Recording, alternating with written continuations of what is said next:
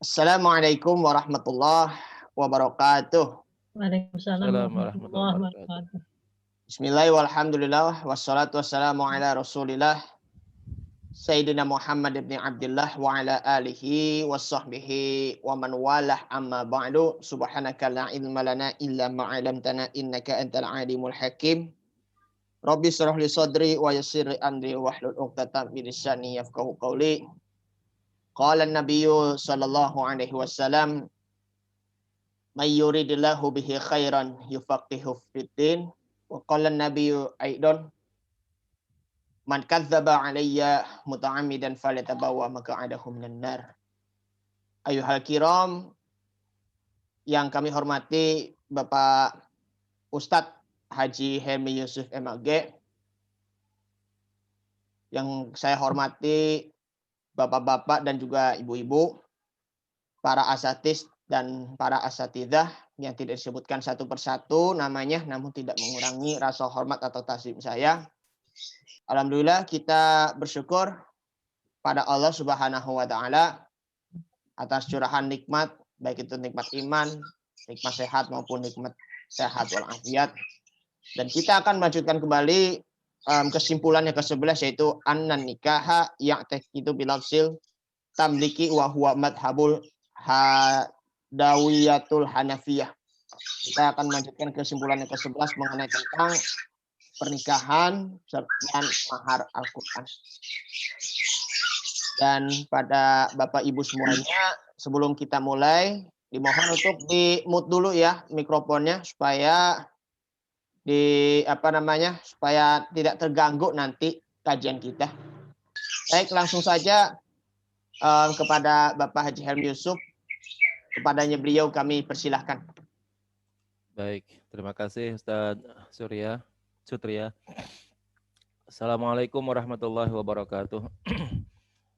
Bismillah, alhamdulillah, wassalatu wassalamu ala sayyidina Muhammad ibn Abdullah, al-qa'im bihuquqillah, adada ma fi ilmillah, salatan daimatan bidawami mulkillah, wa ala alihi wa sahbihi madaqatillah wa farajahallah amma ba'du. Qalu subhanaka la ilma lana illa ma 'allamtana innaka antal alimul hakim wa la haula wa la quwwata illa billahil aliyyil azim.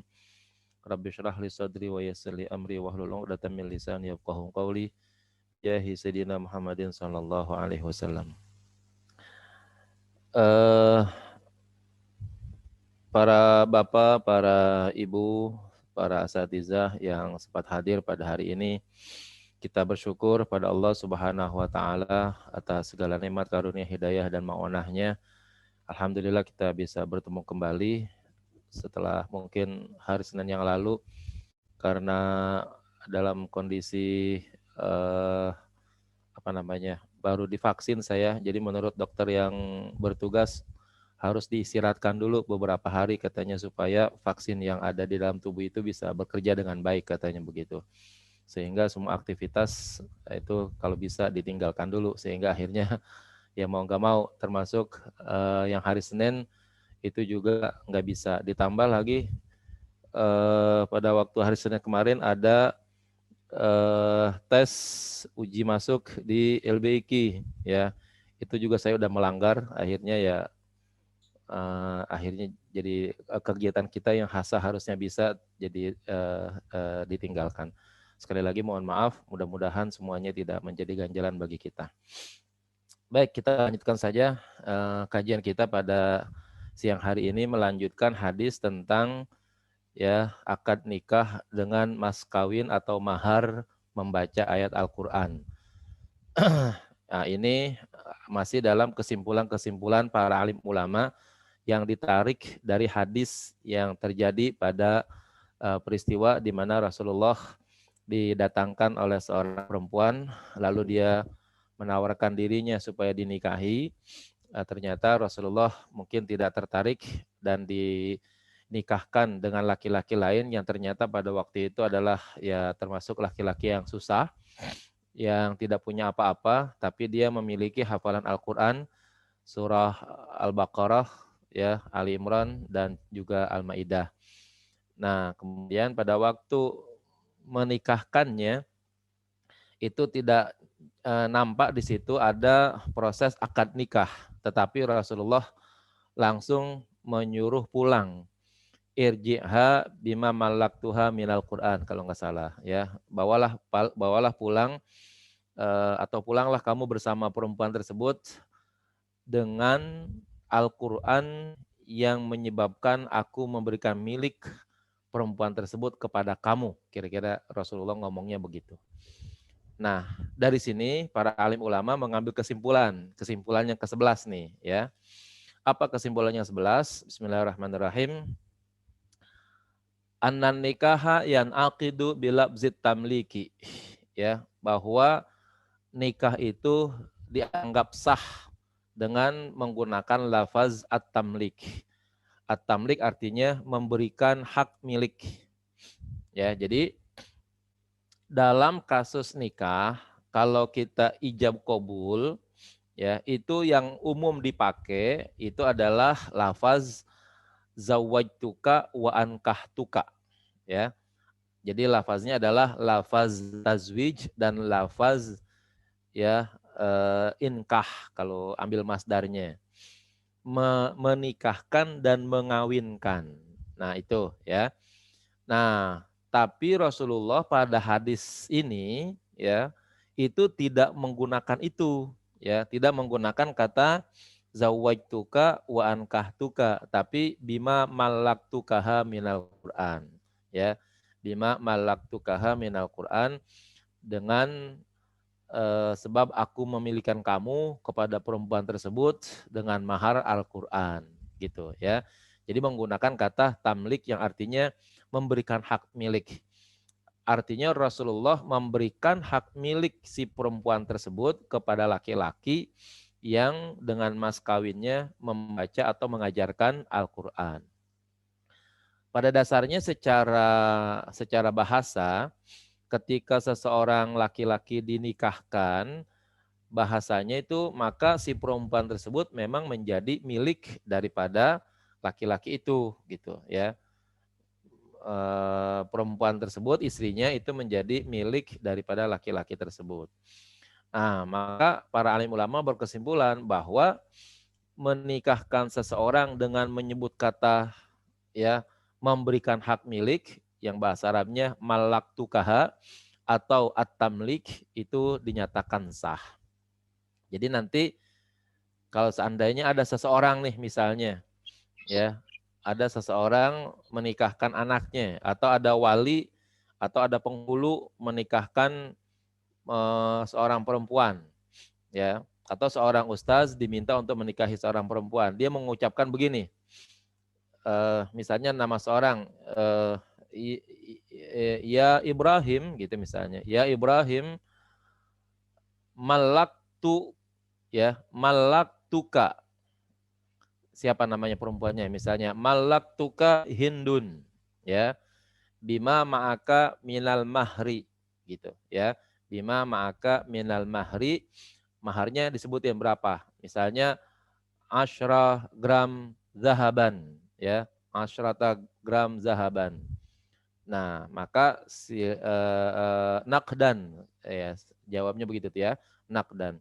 Saya ulangi lagi, ya Ibrahim malaktuka hindun bil mahri 10 gram dahaban nakdan. Itu bahasa Arabnya begitu. Kalau di Indonesia kan, wahai Ibrahim, saya berikan hak milik kepada kamu akan Hindun atau kepada Hindun dengan mas kawin 10 gram dibayar tunai. Nah, maka Ibrahim menjawab qabil tu tamlikaha ya, qabil tu tamlikaha. Saya terima hak pemilikannya ya bil mahril mazkur naqdan, dengan mas kawinnya tersebut dibayar tunai. Nah, itu menurut ulama itu juga dianggap sah nikahnya seperti itu ya. Nah, di sini dikatakan wa huwa madhabul hadawiyah wal hanafiyah, dan ini adalah mazhab hadawiyah dan mazhab Hanafi. Wala yakhfa annaha qad talafat al-alfaz fil hadis ya, dan memang tidak samar lagi bahwa ada banyak perbedaan lafaz-lafaz di dalam hadis, ya. Di dalam hadis tersebut itu nanti ada berbagai macam periwayatan dengan lafaz yang berbeda-beda katanya. Faruwiya bitamlik wa bitazwij wa bil imkan. Maka ada diriwayatkan dengan menggunakan tamlik. Tamlik berarti Nabi ngomongnya malaktukaha bima ma'aka minal Qur'an. Wa bitazwij. Nah, berarti Nabi ngomongnya zawwajitukaha bima ma'aka minal Qur'an. Imkan amkamtuka bima ma'aka minal Qur'an. Nah, itu hadisnya berbentuk seperti itu, ya.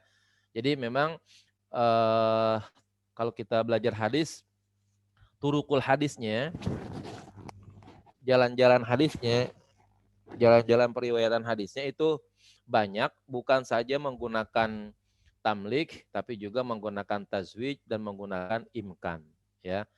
Nah, ini memang kalau kita belajar hadis harus paham benar nih penggunaan kata-kata masdar yang ada di dalam proses perubahan yang ada di dalam hadis. Jadi nanti di dalam hadisnya itu mungkin Rasul ngomongnya begitu tuh. Oh ya, irji ya, irji'ha bima malaktukaha minal Qur'an. Berarti nanti malaktukaha masdarnya menjadi tamlik, ya. Atau kalau seandainya Rasulullah memerintahkan irji'ha bima zawwajitukaha minal Qur'an, berarti lapasnya tazwij, ya, zawwaja yuzawwiju. Atau irji'ha bima amkantuha, ya, minal Qur'an. Ya, berarti lapasnya amkana yumkinu, ya, amkantukaha minal Qur'an. Berarti al-imkan di sini. Ya, ini proses-proses bahasa yang kayak gini nih yang kadang-kadang memang ya membingungkan para pembaca syarah hadis nih, biasanya begitu, ya. Jadi bisa jadi nanti di dalam hadis Rasulullah ngomongnya saya memberikan milik kepada kamu atau saya mengawinkan kamu. Yang ketiga, saya menyerahkan. Ya, al-imkan itu menyerahkan. Al-imkan menyerahkan. Qala Ibnu Daqiqil Aid, berkata Ibnu Daqiqil Aid, hadhihi lafzah wahidah fi qissah wahidah. Ya, ini satu lafaz dalam satu kisah. Ukhtulifat ma'attihadi makhrajal hadis, yang berbeda-beda, ya, padahal satu tempat periwayatan hadis. Wa zahiru anal waqi' minan nabi sallallahu alaihi wasallam labzun wahidun. Faktanya, ya, zahir itu faktanya bahwa kejadiannya itu yang dari Nabi sallallahu alaihi wasallam itu adalah hanya satu lafaz saja. Fal marja' fi hada ila tarjih, ya, maka yang dikembalikan pada masalah ini harus ada tarjih. Harus ada tarjih itu berarti harus ada mana, ya, lafaz yang betul-betul Nabi pakai dan periwayatannya itu lebih kuat, lebih sahih, ya. Wa qad nuqila 'anid Daruqutni, dan dinukil hadis dari Imam Ad-Daruqutni an-nasawab, bahwa yang benar riwayatu man ruya qad zawwajtukaha, ya. Yang benar adalah riwayat dari orang yang meriwayatkan hadis dengan menggunakan qad zawwajtukaha. Tuh. Ini menurut Imam Ad-Daruqutni, beliau mengatakan bahwa Rasul tidak bilang amkantuha, ya, amkana yumkinu. Nah, itu bukan. Terus Nabi juga tidak bilang malaktukaha, ya. Tapi Rasul menyatakan zawwajitukaha, qad zawwajitukaha bima ma'aka minal Qur'an. Ini menurut Imam Ad-Daruqutni. Wa annahum aktsara wa ahfaza wa atala, ya, al-musannif fil fathil kalam ala hadhihi thalathatil alfaz, ya. Dan bahwa mereka memperbanyak dan menjaga serta memperpanjang karangan di dalam menjelaskan ucapan atas tiga perkara ini, tiga ucapan ini. Tiga ucapan tadi tuh, tamlik, tazwij, imkan. Sumaqala, kemudian beliau berkata, fariwayatu tazwij wal inkah, maka periwayatan kata-kata tazwij dan inkah arjahu, itu lebih kuat, ya. Jadi ada lagi yang ngomong riwayatnya qad irji'ha qad zawwajtukaha bima ma'aka minal Qur'an. Ada lagi yang bilang irji'ha qad ankahtukaha bima ma'aka minal Qur'an, ya. Jadi banyak sekali kalau gitu periwayatannya. Nah, tapi katanya yang menggunakan lafaz tazwij dan inkah arjah itu adalah pendapat yang lebih kuat, lebih rajih, lebih dimenangkan. Jadi Rasulullah sebenarnya katanya menggunakan lafaz seperti yang kita pakai lah sehari-hari dalam proses pernikahan. Ya, zawwajtuka wa ankahtuka, ya, mahbubataka gitu, ya, bima ma'aka minal Qur'an. Zawwajtuka wa ankahtuka, ya, makhtubataka bima ma'aka minal Qur'an. Itu yang dipakai dalam hadis, ya, yang rajih katanya, yang lebih kuat. Wa amma qaul Ibnu Tin innahu ijtama alul hadis al anna sahih riwayatu zawwajtukaha, ya. Dan menurut qaul pendapat Ibnu At-Tin, sesungguhnya telah bersepakat ahlul hadis bahwa yang sahih adalah periwayatan yang menggunakan kata lafaz zawwajtukaha, ya. Ya, naikin Pak Sutria ke atas. Oke. Wa anna riwayata malaktukaha wa hum fihi faqad qala musannif inna dzalika mubalaghah minhu. Dan bahwa periwayatan yang menggunakan lafaz malaktukaha, ya, wahmun adalah dugaan, ya, fihi di dalamnya. Faqad qala musannifu, pengarang telah menyatakan inna dzalika mubalaghah minhu, bahwa itu merupakan sifat atau upaya untuk menyangatkan bahwa Rasul betul-betul telah menikahkan kepadanya, begitu, ya, telah memberikan hak milik kepada seorang tersebut.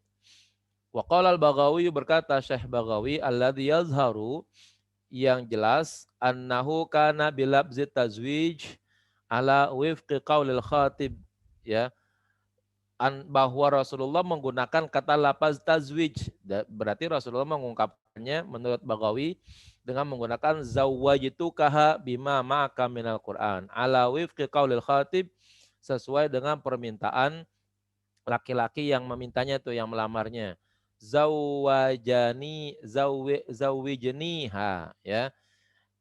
Kan pada waktu Rasulullah tidak bersedia untuk mengawini perempuan tersebut, maka laki-laki yang berhadapan dengan Rasulullah ngomong tuh, ya, wahai Rasulullah, kawinkan aku dengan dia. Nah, bahasa Arab yang dipakai oleh laki-laki tersebut, ya Rasulullah, zawijniha, gitu. Kawinilah aku dengan perempuan tersebut, gitu, ya.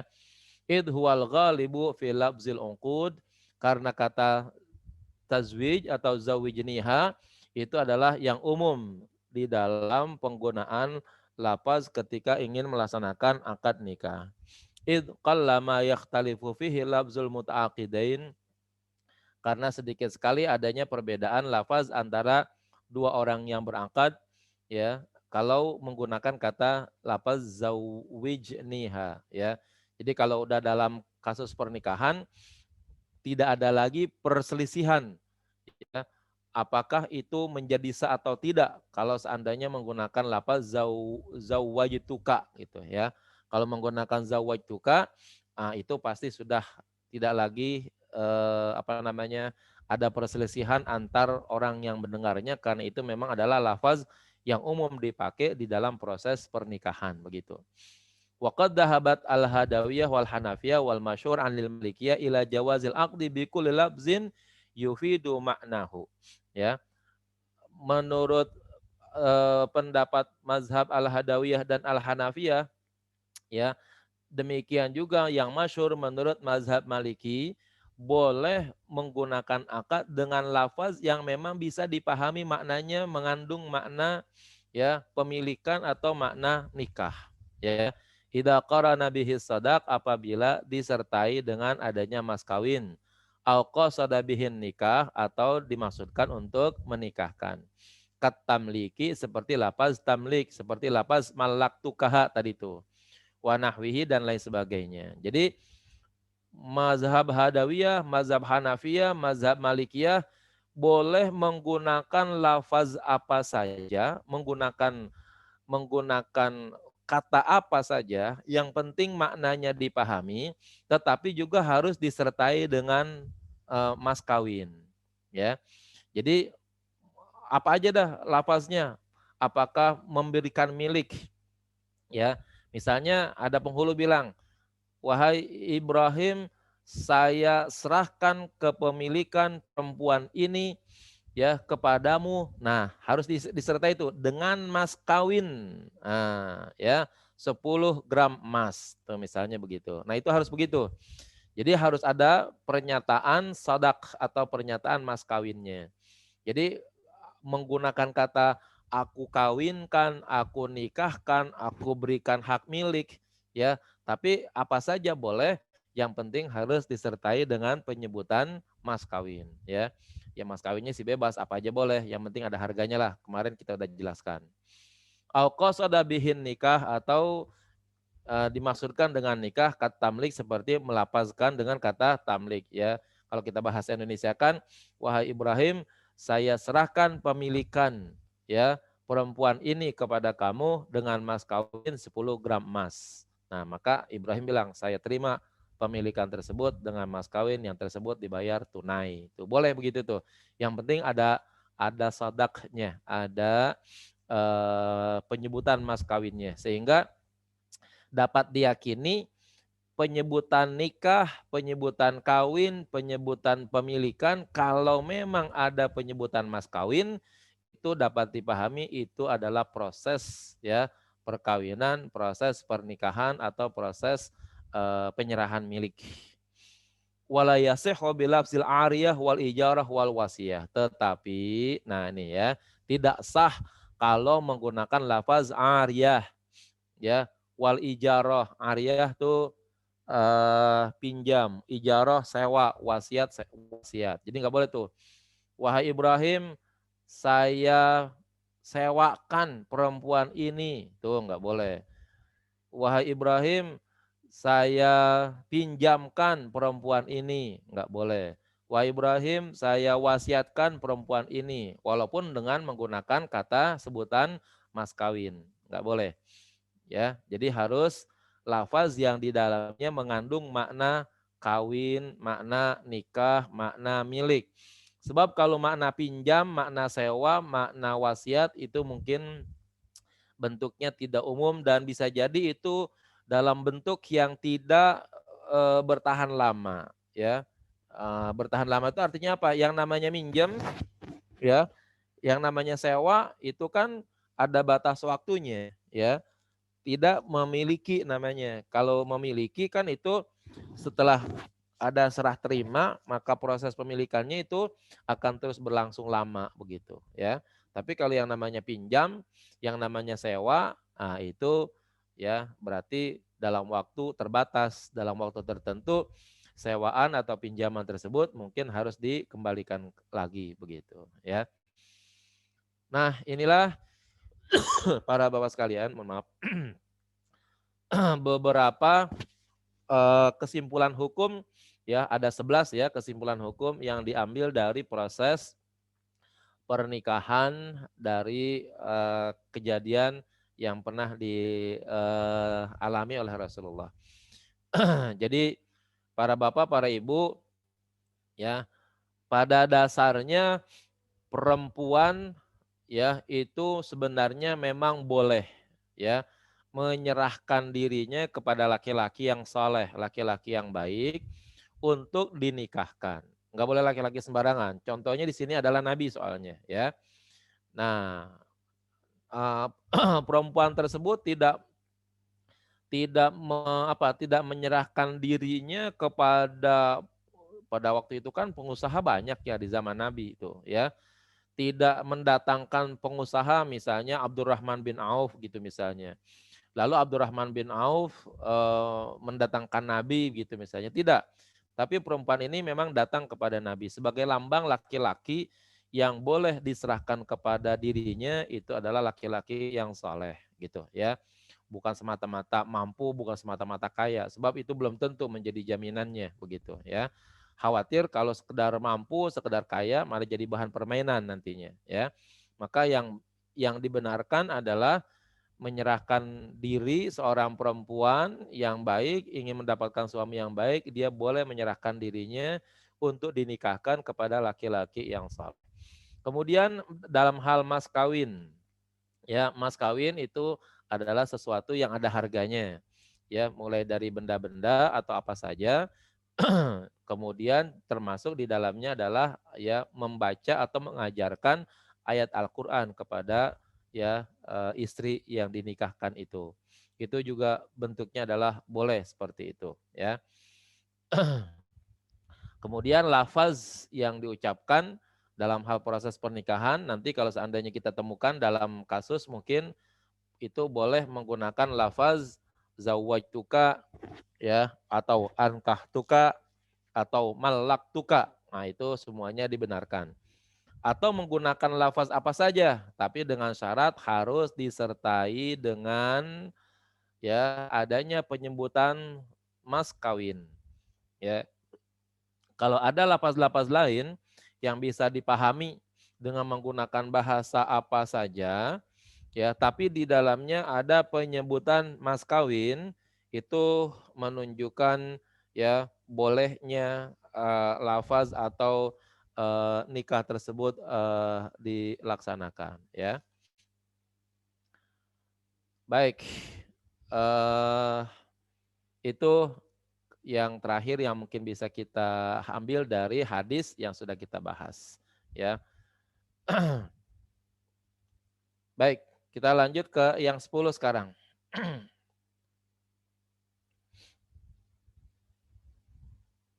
Sebentar.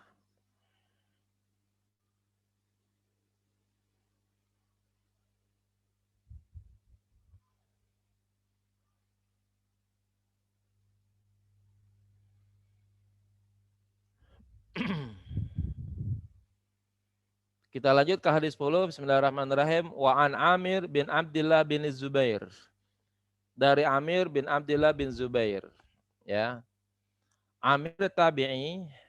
Amir itu adalah seorang tabi'in.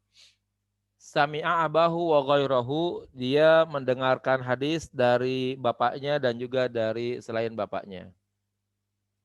Mata sanata arba'in wa ishrina wa mi'ah. Ya. Wafat tahun 124 ya. Kalau tabiin itu memang pantas di atas 110. Kalau sahabat itu wafatnya 110 paling tinggi ya. Jadi sahabat meninggal dunia itu adalah paling tua ya, bukan paling tua sih tapi paling lambat itu adalah di tahun 110 Hijriah. Di atas 110 Hijriah sudah tidak ada lagi seorang sahabat pun dari sahabat Rasulullah karena sudah wafat semuanya. An abihi dari bapaknya anna Rasulullah sallallahu alaihi wasallam qala bahwa Rasulullah sallallahu alaihi wasallam bersabda a'linun nikah ya, a'linun nikah. Umumkanlah ya, sampaikanlah pemberitahuan tentang nikah. Rawahu Ahmad wa sahhahul Hakim ya, diriwayatkan Imam Ahmad dan disahihkan oleh Imam Al-Hakim. Wa fil babi dan dalam bab yang lain an Aisyah dari Aisyah a'linun nikah wadribu alaihi bil ghirbal ay bid dafi. Ya, dari hadis Aisyah itu mengatakan a'linun nikah, umumkanlah pernikahan. Kalau kita di sini undanglah kalau gitu ya. Atau ramaikanlah wadribu alaihi bil ghirbal dan ramaikanlah dengan pukulan rebana. Ya, aidaf atau duf ya, yaitu rebana. Akhrajahu Turmudi, riwayat Imam Turmudi. Wa fi ruwati dan di antara perawi-perawinya Isa bin Maimun, ada Isa bin Maimun dhaifun, itu dianggap lemah. Kama qalahu Turmudi sebagaimana dikatakan oleh Imam Turmuzi. Wa akhrajahu Ibnu Majah wal Baihaqi, dan diriwayatkan oleh Ibnu Majah dan Baihaqi. Wa fi isnadihi Khalid bin Iyas munkirul hadis. Dalam periwayatannya ada Khalid bin Iyas yang munkirul hadis. Qala Ahmad wa akhrajatul Muzi aidan min hadithi Aisyah wa qala Hasan gharib.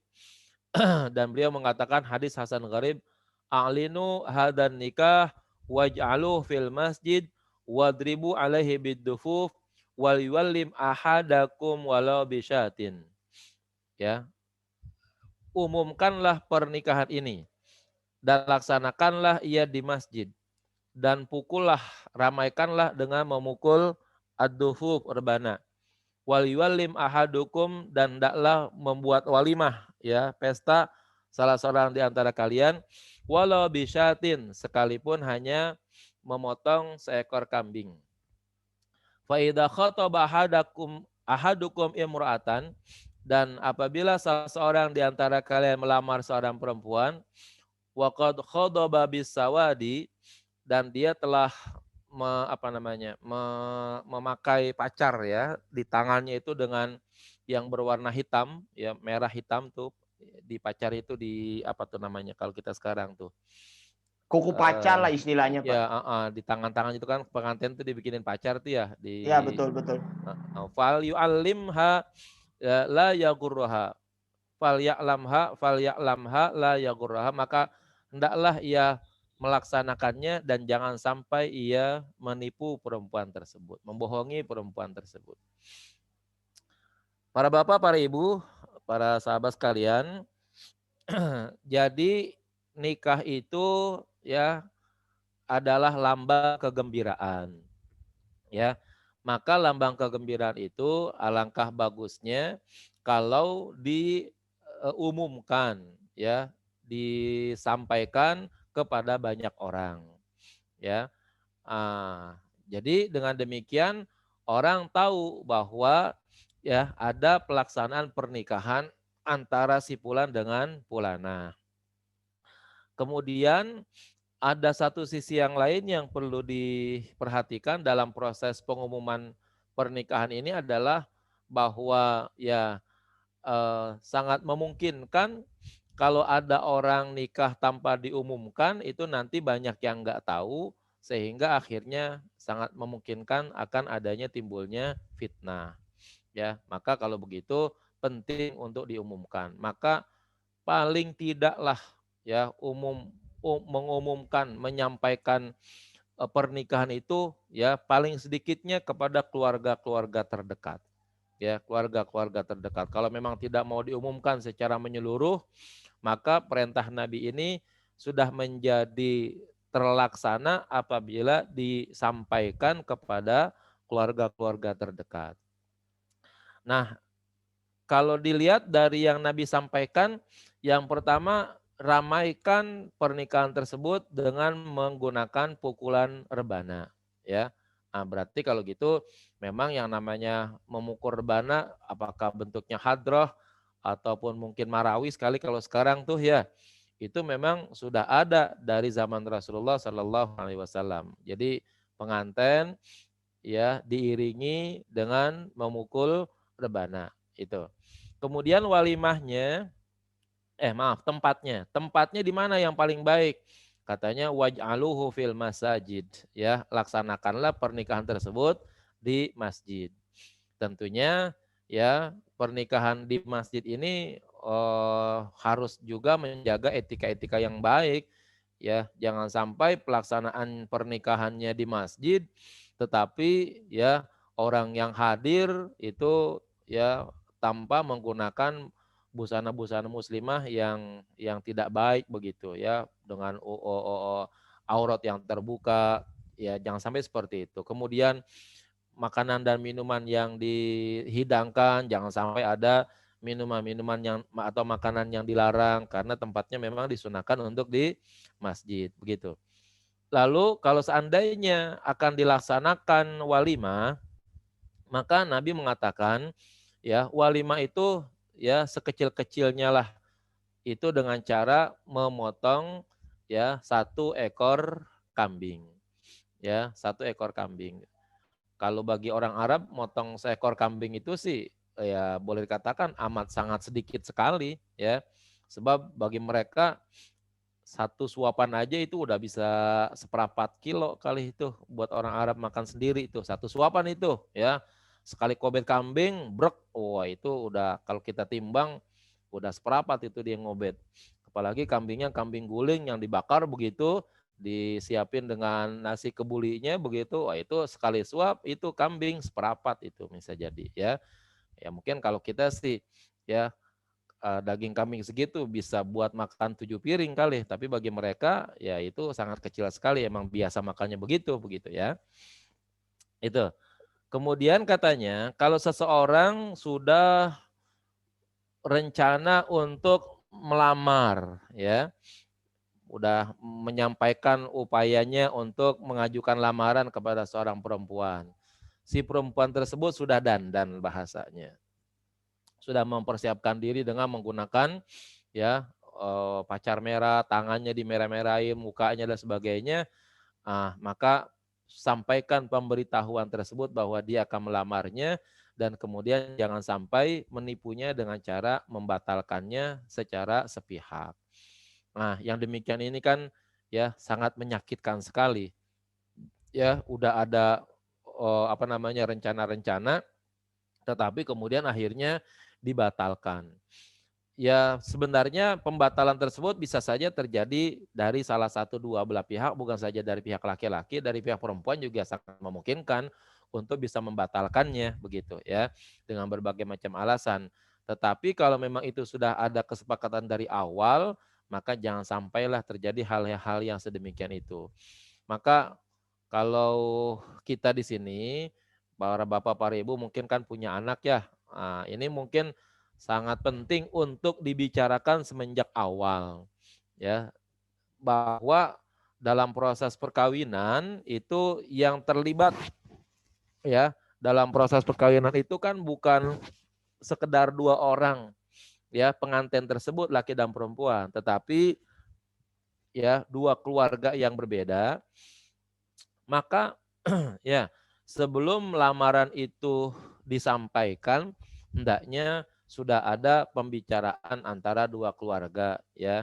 Udah ada utusan-utusan keluarga ya yang menyampaikan niat kehendak untuk hadir di rumah perempuan ingin melamar begitu.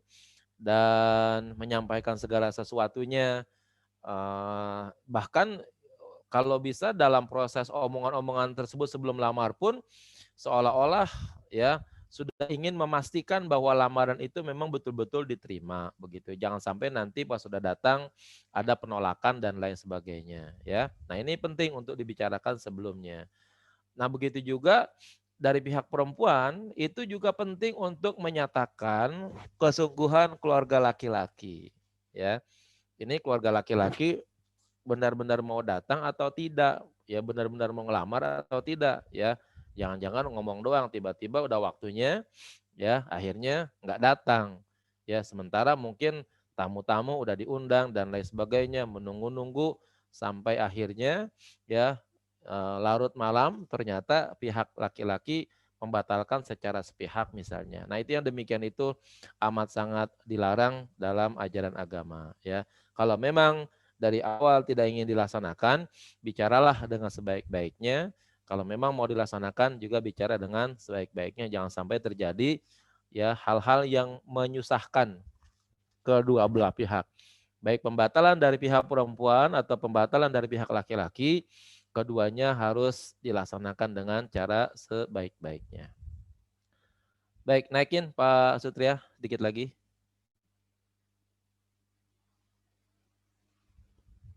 Halo Pak Sutria. Halo, ya Iya, maaf. ya. Nah, terus sedikit lagi. Ya situ Baik. apa namanya? Ya. Dalat. Sekarang ya apa hadis ini maknanya apa? Dalatil ahadis alal amri bi'lanin nikah ya. Hadis ini menjadi dalil untuk perintah diumumkannya pernikahan ya. Diumumkan, diundang, diberitahu ya kepada keluarga-keluarga. Wal i'lan khilaful israr, ya. Dan i'lan mengumumkan itu lawan daripada al-israr. Al-israr itu sembunyi, ya. Artinya tidak diramaikan kalau begitu. Maka kita kenal dengan istilah nikah sirri gitu misalnya, ya. Nikah yang tidak diramaikan. Wa 'alal amri bidarbil ghirbar, dan juga perintah untuk memukul rebana, ya. Jadi yang namanya rebana itu udah dari zaman Rasulullah udah ada perintahnya untuk dipukul tuh yang kayak begitu, ya. Emang ada perintahnya seperti itu. Ya, kalau nanti misalnya berbeda daerah, ya berbeda alatnya itu enggak jadi masalah. Yang penting ya itu ada bentuk yang di dalamnya ingin menyampaikan sebuah informasi, kira-kira begitu, bahwa di sini sedang dilaksanakan pernikahan. Gitu kira-kira. Wa fassarahu bidduf, ya. Dan al-ghirbal itu ditafsirkan dengan ad-duf. Ad-dufuf itu artinya rebana, ya. Wal ahadis fihi wasi'atun, dan hadis ini ya di dalamnya terdapat banyak permasalahan yang luas. Wa in kana fi kulli minha maqal, ya, hanya walaupun sekalipun di dalamnya terdapat ya pendapat-pendapat, illa annaha ya'didu ba'duha ba'dan, hanya saja memang yang satu dengan yang lain itu saling mendukung. Wa yadullu ala syar'iyyati darbid daf, termasuk juga menjadi dalil atas disyariatkannya memukul rebana. Li'annahu ablaghu fil i'lan, ya karena itu lebih lebih apa namanya, lebih jelas di dalam memberikan informasi atau pengumuman tentang pernikahan. Min adamihi, ya dibandingkan kalau tidak ada pemukulan rebana tersebut. Wa zahirul amri, dan dilihat dari zahirnya perintah al-wujub, ini menunjukkan wajib, ya, menunjukkan wajib. Ya, nah, setingkat wajibnya itu setingkat apa? Pokoknya kalau kita mau menikah, maka ya di luar orang-orang yang menjadi rukun nikah itu harus ada, itu berarti sudah menyelesaikan kewajiban. Ingat di dalam rukun nikah itu kan harus ada 2 orang pengantin laki dan perempuan, itu 2 orang. Terus ada wali 1 orang, berarti 3. Ada 2 orang saksi, berarti 5 tuh, ya. Nah, lebih daripada 5 orang, anggaplah misalnya sekarang antara 10 orang misalnya yang hadir dalam pernikahan tersebut, ya, lebih lebih baik lagi tentunya. Maka itu dianggap sudah menyelesaikan kewajiban sebagai upaya untuk mengumumkan atau meramaikan pernikahan tersebut menyampaikan pernikahan tersebut kepada orang lain. Ya, jadi dianggap uhdatul amri, tuntutan perintah sudah dianggap selesai kalau sudah bertambah orang yang hadir di luar orang-orang yang menjadi rukun nikah. Itu kira-kira paling sedikitnya tuh sampai seperti itu. Jangan sampai tidak ada orang lain. Ya, itu. Wala'allahu laqaila bihi. Dan bisa jadi nggak ada orang yang berkata tentang wajib. Ya, fayakunu masnunan, maka hukumnya berubah sekarang menjadi disunnahkan. Artinya kalau begitu, kalau hukumnya tidak wajib, maka perintah ini menjadi sunnah katanya, mandub. Ya, jadi amarnya a'linun nikah itu bukan amar lil wujub, tapi amar lin nadab namanya. Amar yang menunjukkan hukumnya sunnah, ya, itu. Walakin bisyarti alla yushibuhu muharramun minat taghanni bisautin rahimim minamir'atin ajnabiyatin, ya, bisyi'rin fihi madhul qudud wal khudud, ya, dengan syarat tidak boleh diiringi sesuatu yang haram dari nyanyian-nyanyian dengan suara rayuan-rayuan dari perempuan asing, ya bukan keluarga begitu, dengan syair-syair yang di dalamnya memuji al-qudud, ya. Al-qudud itu kalau satu bahasa diartikan potongan-potongan daging satu, atau tingginya badan, ya. ingin memuji-muji pengantinnya yang cantik, yang tinggi, yang semampai dan lain sebagainya. Wal khudud, dan cantiknya ya merahnya pipi. Nah, itu dikhawatirkan kalau ada nyanyi-nyanyian, syair-syair yang di dalamnya ada rayuan-rayuan kayak begitu, itu nanti akibatnya ya menjadi hal yang dilarang, diharamkan. Jadi bahasanya jangan sampai ada rebana yang diiringi dengan nyanyian-nyanyian, tapi nyanyian-nyanyiannya itu ya berisi hal-hal yang ya berbau apa namanya ya berbau seks lah begitu ya. Jangan sampai terjadi yang Porno. sedemikian. Ya, porno dan lain sebagainya. Ya, termasuk kalau seandainya sekarang itu ada perkawinan yang diiringi dengan manggil orkes dangdut di mana artis-artis dan biduan-biduannya itu menyanyi dengan pakaian yang tidak senonoh, itu juga adalah sesuatu yang dilarang begitu ya. Betul. Ya, saya beberapa kali tuh Pak Sutria karena ya di tetangga gitu ya seringkali kalau pagi tuh dari pagi sampai ya mulailah jam 10 kali misalnya begitu. Itu yang nyanyinya itu biduan-biduannya itu nyanyinya nyanyi-nyanyian gambus, sholawat Nabi gitu. Iya, udah malam lagi. Sampai kira-kira asar lah maghrib. Pas maghrib selesai itu mulai dah tuh pas nanti jam 7 Nggak usah datang Ustaz. lagi lagu-lagunya dangdut ya kan, itu berubah. Ya makanya begitu-begitu saya nggak mau datang ya kan. Nah, perempuannya yang nyanyi tentu juga. Cuman kalau tadi pakai baju berjilbab, sekarang udah jilbabnya udah lepas dah ya kan. Paha di mana, dada di mana sekarang tuh begitu jadinya. Ada yang nyanyi tentu juga orangnya. Nah, ini yang kayak gini-gini ya berarti itu udah ada hal-hal yang dianggap muharram, namanya yang diharamkan ya. Yang begitu itu tidak dibenarkan di dalam agama. Sedikit lagi. Bal yanzuru al-uslub al-arabi alladzi kana fi asri sallallahu alaihi wasallam fa huwa ma'muru bihi. Maka hendaknya ia melihat kepada gaya bahasa Arab ya yang ada pada masa Rasulullah sallallahu alaihi wasallam yang diperintahkan. Wa amma ma ahdathahun nas min ba'di dalikal ma'mur bihi wala kalama fi annahu fi hadil asar yaqtarinna bi muharramatin katsiratin fayahrumu lidzalika li nafsihi. Adapun yang terjadi pada kebanyakan manusia setelah adanya perintah ini ya dengan berbagai macam kasus pada berbagai macam masa yang disertai dengan hal-hal yang diharamkan itu sesungguhnya banyak sekali, tetapi haramnya bukan karena haram perintahnya tetapi karena haram perlakuannya terhadap isi yang terjadi pada hiburan tersebut. Ya, tadi yang saya katakan tadi tuh ya, disuruh memang pakai rebana, tapi hendaknya diisi dengan hal-hal yang baik, ya lagu-lagu yang Islami, kira-kira begitu.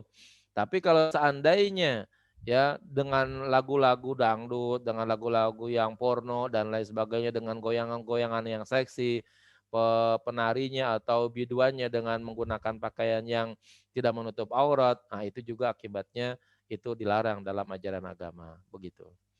Saya kira itu Pak Sutria dan sahabat-sahabat, ibu-ibu Bapak sekalian. Udah jam 2. Baik, Bapak dan Ibu Ustaz Helmi, terima kasih memang atas pemaparannya. Memang kita memang sering ngalamin ketika di Walimatul Ursi yang bernuansa Islami. Ya, seperti contohnya ya ada ya salah satu lagu apa itu namanya itu lagu Arab ya. Tetapi itu lagu Arab itu sebenarnya itu bukan lagu Islami begitu. Kayak contohnya nih lagu Magadir gitu loh. Pernah nggak dengar itu namanya lagu Magadir? Iya, benar.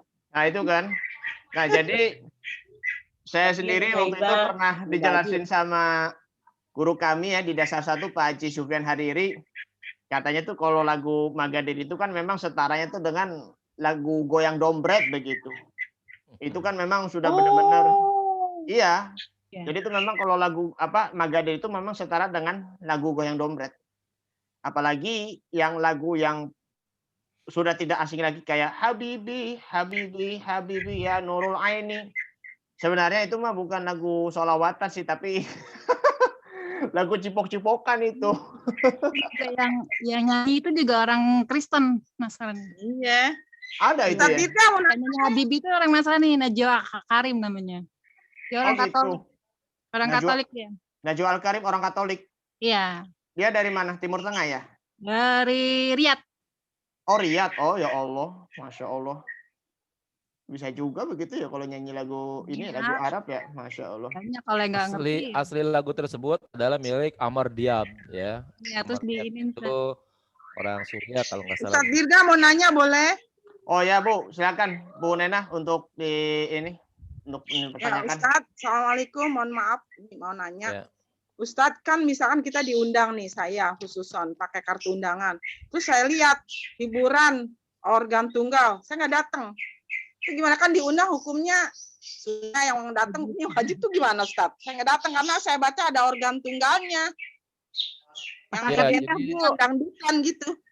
Jadi sekarang itu Ibu, para Bapak sekalian ya, segala sesuatu yang di dalamnya mengandung maksiat, apapun maksiatnya mulai dari yang paling besar sampai yang paling kecil, itu katanya sudah menjadi penghalang gugurnya kewajiban.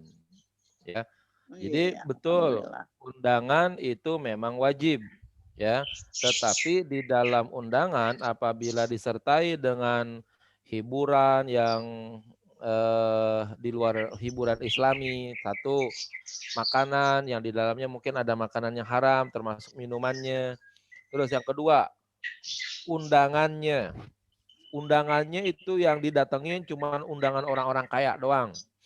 Nah, ketika itu boleh kita tidak datang. Ya. Jadi kalau di pesta perkawinan itu sebenarnya yang harus diundang bukan saja ya orang kaya doang gitu. Jadi semua kelompok baik yang kaya maupun yang miskin itu harus diundang. Kalau sudah ada pengkhususan undangan itu ya hanya sekedar mengundang orang-orang kaya saja, maka itu termasuk undangan pesta yang paling buruk menurut Rasulullah ya. Jadi jadi tidak ada sesuatu hidangan yang paling buruk kata Rasulullah kecuali hidangan yang di dalamnya hanya diundang untuk orang-orang kaya saja. Ya Allah, Ustadz sering menyaksikan saya seperti itu, seperti ini. Ini sate buat orang kantor saja. Ini buat orang kantor saja. Masya Allah, itu ternyata nggak boleh. Nggak boleh ya. yang begitu, ya. Nggak boleh dipisahkan antara bangkunya orang kaya, bangkunya orang miskin. Itu kan kalau di pesta-pesta begitu kan ya. Ada Iya, coba Ustadz, Bapak Ibu benar. lihat bangku-bangku bundar begitu kan. VIP Ustadz. Di ruang khusus itu katanya ini buat tamu VVIP begitu katanya. Sementara kalau orang-orang yang rendahan makannya sambil diri ya kan, bahkan nggak ada bangkunya begitu. Tapi kalau ada orang-orang ngetop ya disambut dengan sambutan yang hebat ya, dihormati, kemudian makanannya juga untuk keluarganya ada bangku khusus, mejanya begitu misalnya. Yang kayak begini itu adalah hidangan yang paling buruk di hadapan Rasulullah Shallallahu Alaihi Wasallam. Rasulullah paling gak suka ya melihat pesta-pesta yang bentuknya, polanya membedakan antara orang kaya dengan orang miskin. Apalagi kalau memang sengaja yang diundang hanya orang kaya saja begitu. Wah itu sebaiknya ya. Alhamdulillah, saya sudah lama tuh menolak seperti itu, Ustadz. Alhamdulillah. Itu udah dilarang oleh Rasulullah untuk dihadiri yang kayak begitu ya. Makasih Ustadz. Syukran. Ya. Silakan. Ustadz, mau nanya Ustadz. Ustadz, ini kan tentang mahar itu loh Ustadz. Kan di Indonesia itu mahar yang paling rendah itu 1.000 perak ya Ustadz. Emang ada? Iya kan ada 1.000 gitu kan, ada 1.000 perak kan jadinya bisa gitu kan. Enggak, jangan-jangan maharnya 1.000 perak tapi di balik itu udah ada rumah, udah ada mobilnya Alphard lagi begitu misalnya. Bohong kalau gitu sih. Kalau mahar itu bisa diatur dengan pemerintah atau dengan secara adat istiadat ya Ustadz? Itu hanya apa namanya sesuai dengan kemampuan dari pihak laki-laki, Bu. Itu tidak ada aturan dari kalau pihak agama, sisi agama itu hanya mengatur yang disebut dengan mahar misil namanya. Mahar misil itu adalah mahar yang berlaku umum, ya. Baik umumnya itu berdasarkan kebiasaan keluarga atau umumnya itu berdasarkan budaya di wilayah tersebut. Ya Biar anggaplah misalnya saya di Rawablong gitu nih misalnya. Orang Rawablong kalau nikah mas kawinnya seberapa umumnya gitu ya. Nah, terus standar. kalau nggak berdasarkan wilayah berarti berdasarkan keluarga. Ya, anak perempuan itu mau dinikahi berapa mas kawinnya? Oh lihat kepada mas kawin kakaknya dulu berapa, adiknya mungkin berapa, pamannya, bibinya berapa begitu. Itu kalau di umum, kalau dirata-ratakan jadi berapa, itu menjadi patokan juga tuh seperti itu ya. Jadi tidak boleh melampaui batas terlalu banyak, tapi juga tidak boleh menyedikitkannya yang pada akhirnya menjadi apa namanya apa namanya bernilai merendahkan begitu ya, itu nggak boleh. Kalau memang disepakati bahwa sedikitnya itu adalah bagian daripada kesepakatan bersama, itu nggak jadi masalah karena memang Rasulullah juga menyarankan ya bahwa wanita yang paling baik itu adalah yang paling murah, yang paling ringan, yang paling gampang maharnya. Ya, dalam arti dia tidak memberatkan pihak laki-laki untuk ya menyerahkan mahar. Kira-kira begitu maksud utamanya. Begitu Ibu Iya, Tami. Ustaz, ada lagi tuh Ustaz, Ya. yang sekarang tuh lagi kayaknya lagi viral tuh kalau nikah dengan menggunakan bahasa Arab, sedangkan yang diundang itu rata-rata kan mereka nggak mengerti bahasa Arab, itu gimana ya Ustaz? Itu sih tidak jadi permasalahan ya. Bahasa kan tidak menjadi persyaratan untuk dimasukkan sebagai sesuatu yang harus dipahami oleh semua pihak. Yang penting antara dua belah pihak, antara yang ijab dan qabul itu memahaminya begitu. Adapun yang lainnya sih nggak terlibat, nggak jadi masalah ya gitu. Saksi juga nggak masalah tuh, nggak mengerti juga ya Ustaz? Kalau saksi sih sebaiknya mengerti ya, sebaiknya. Makanya kan di dalam ajaran agama saksi itu harus diambil dari orang yang baik ya, orang yang berakal, orang yang tamyiz. Itu tujuannya itu daripada saksi itu seperti itu tuh biar dia memahami daripada ya ijab qabul yang dilakukan antara wali dengan pengantin laki-laki gitu maksudnya. Berarti di antara 5 itu, yang 5 itu kan yang wajib itu ya Ustaz, yang saksi Iya, 2, seharusnya itu yang memahami. yang mengerti ya, yang Iya, betul. memahaminya itu harus Betul, dia iya. memahami. Terima kasih Ustaz. Iya. Assalamualaikum Ustadz. Baik, sebentar. Ini penanya yang ketiga ya. Silakan. Waalaikumsalam. Bu Suryani ya? Iya Ustadz. Oh, baik, ini penanya ketiga Bu Suryani. Tadi Bu Nena sudah, Bu Tri sudah, sekarang Bu Suryani ya.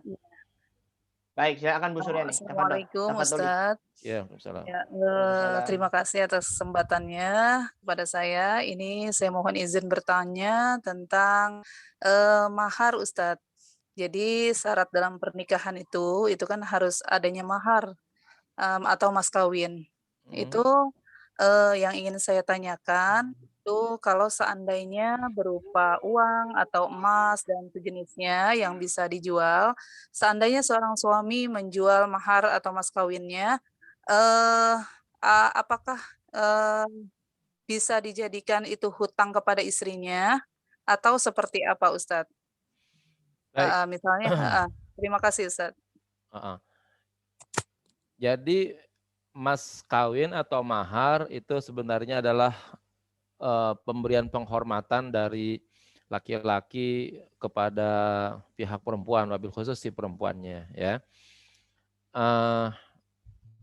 Tetapi pada intinya di dalam sebuah keluarga itu memang kan ya ada kesepakatan untuk hidup bersama ya, untuk hidup bersama. maka sangat memungkinkan mahar yang sudah diserahkan, ya, mahar yang sudah diserahkan itu bisa dipakai oleh siapapun, baik oleh pihak suami atau istri, namun tentunya atas kesepakatan bersama, gitu ya, atas kesepakatan bersama. Tetapi kalau pihak suami mengambil tanpa izin dari istri, jelas itu nggak boleh, ya, nggak boleh.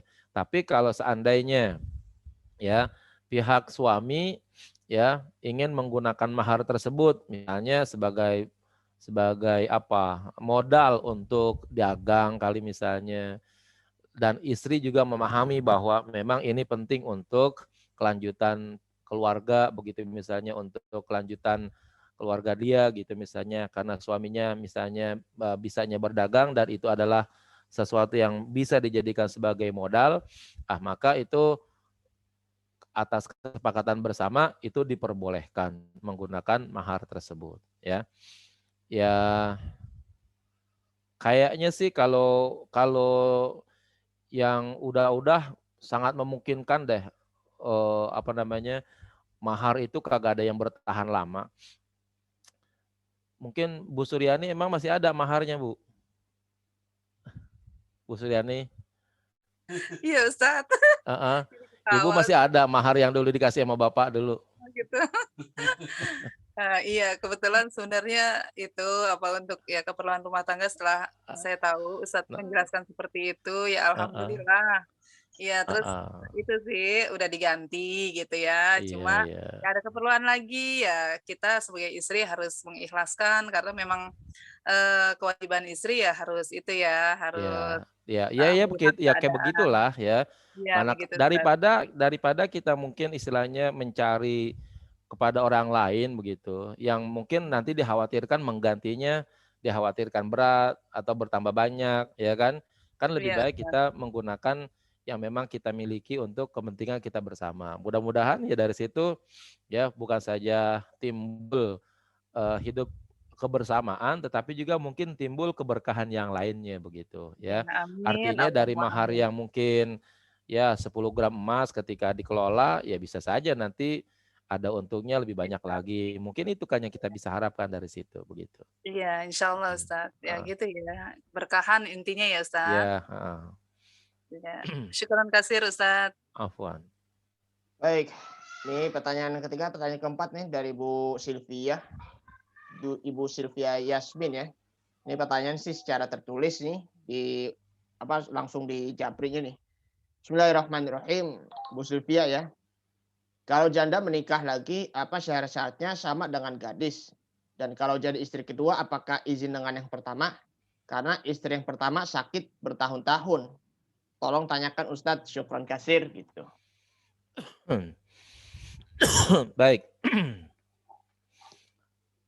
Tidak ada persyaratan seorang suami ya untuk berpoligami lalu kemudian harus izin daripada istri pertama ya, istri kedua, istri ketiga, tuh nggak ada persyaratan seperti itu.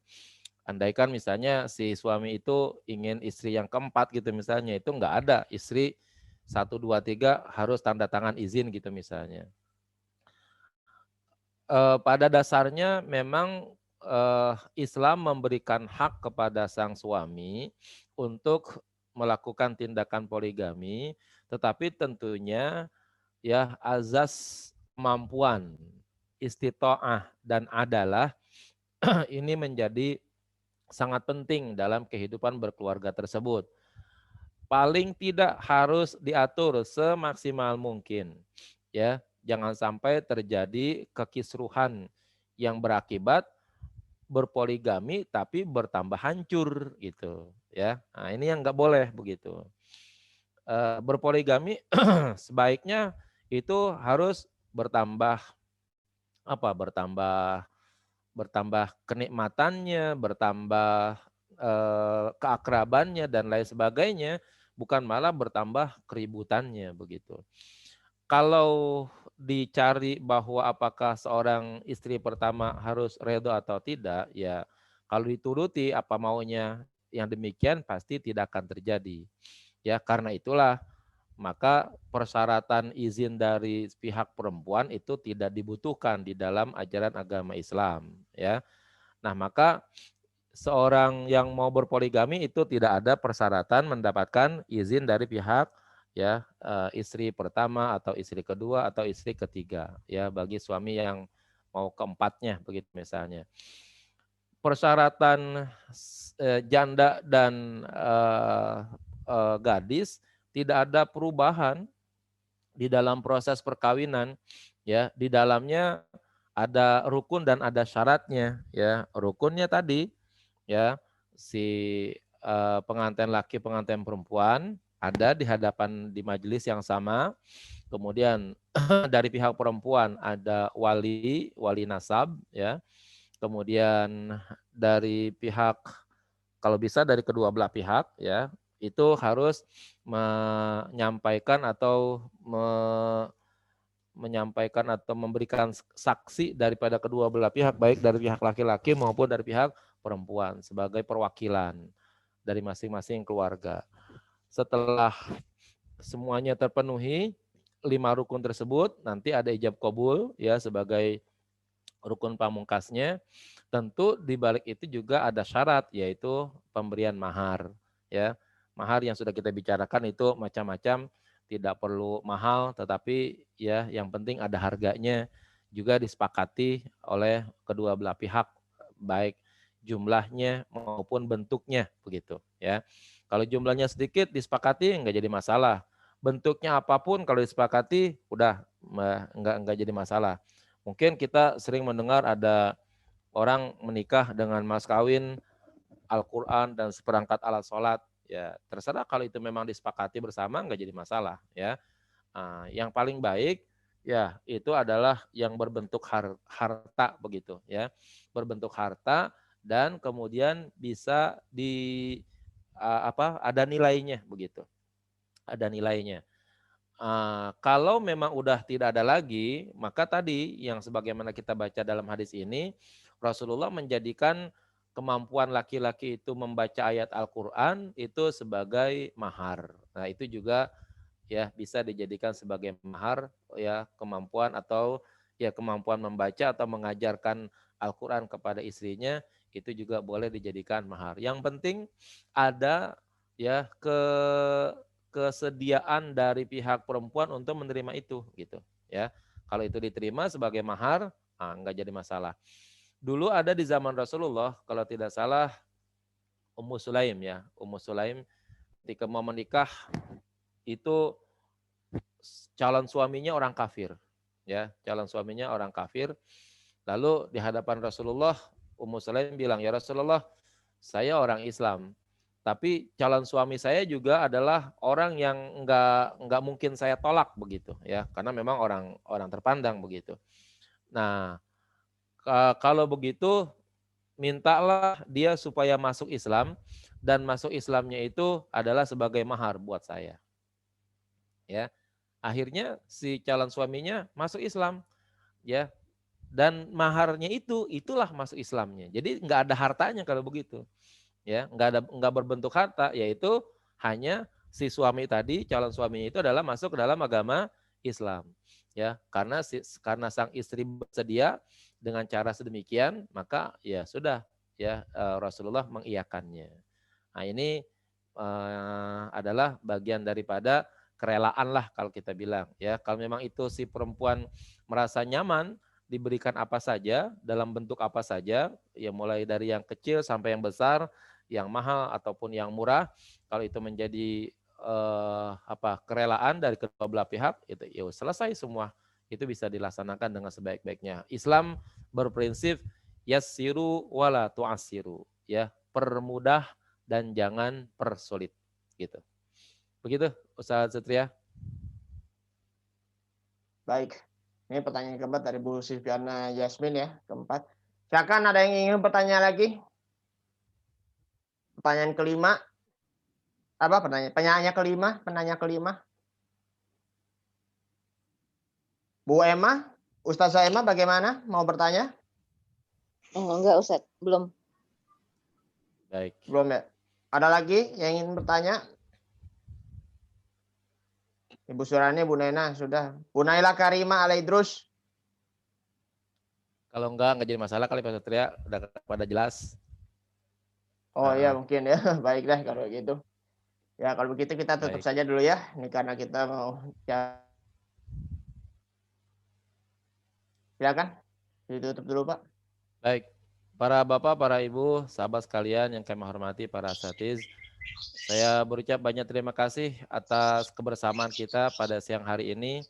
Mudah-mudahan ini menjadi ya setitik ilmu dan secercah cahaya bagi kita semua untuk kita pergunakan waktu kita yang baik ini untuk terus menuntut ilmu ya, sehingga apa yang Rasul sampaikan menuntut ilmu dari ayunan sampai liang lahat itu betul-betul kita laksanakan. Walaupun mungkin ya dengan cara yang berbeda kali dari yang pernah disampaikan dan dilakukan oleh para ulama-ulama salaf, tapi memang sudah situasi dan kondisinya menuntut seperti ini, ya mau tidak mau kita harus melaksanakan hal-hal yang sebagaimana yang dituntut oleh masa dan zamannya. Mudah-mudahan ini tidak akan mengurangi fadilah kita untuk menuntut ilmu, untuk mengaji, dan untuk menambahkan keberkahan dalam kehidupan kita. Manakala dalam penyampaian di sana sini terdapat banyak kekurangan, tentunya saya mohon dibukakan pintu maaf yang seluas-luasnya, dan masih ada harapan kita terus untuk bertemu kembali pada hari-hari berikutnya. Terima kasih dan kita tutup dengan kafaratul majlis. Subhanakallahumma wa bihamdika asyhadu an la ilaha illa anta astaghfiruka wa atubu ilaik. Sallallahu ala sayyidina Muhammad wa ala ali sayyidina Muhammad walhamdulillahirabbil alamin. Mohon maaf dan langsung pamit. Assalamualaikum warahmatullahi wabarakatuh. Waalaikumsalam Waalaikumsalam wabarakatuh. Terima kasih Ustaz, sehat walafiat. Amin. Baik, Bapak, kita foto Baik. dulu ya Pak. Ya. Buat ini foto dulu, dibuka dulu apa namanya videonya. Ya, Ustaz. Dibuka dulu videonya buat nanti ini kenang-kenangan. Bu Nena, foto yang eksis. Bu Nena. Ustaz, silakan Ustaz Dirga. Ya, buka dulu Bu Ustazah Kanti, Bu Naila, Pak Ustadz Zuhilman, Ibu Suryani, Putri. Buka dulu Afwan, Ustaz kameranya. Dirga, saya nggak buka kamera dulu. Fadal Oh ya deh, Ustaz. yuk 1, baik 1, 2, 3. Sehat. Sekali lagi 1, 2, 3. Walafiat. Gaya bebas. Ya. Nah, Syukran Oke. Ustaz Dirga. oke. Apaan? Oke. Mata nikah. Baik. Insya Allah. Syukron ala doaikum ya Ustazah. Assalamualaikum Masya Allah. warahmatullahi wabarakatuh. Semuanya saudara-saudaraku. Kalau Ustaz Waalaikumsalam. Satria nikah, saya bantuin dah pokoknya nanti insya Allah. Masya. Itu Dirga ayo. Ustaz Dirga, marawisnya tenang aja deh, ada. Iya. Ya siap. Enggak pakai magadir.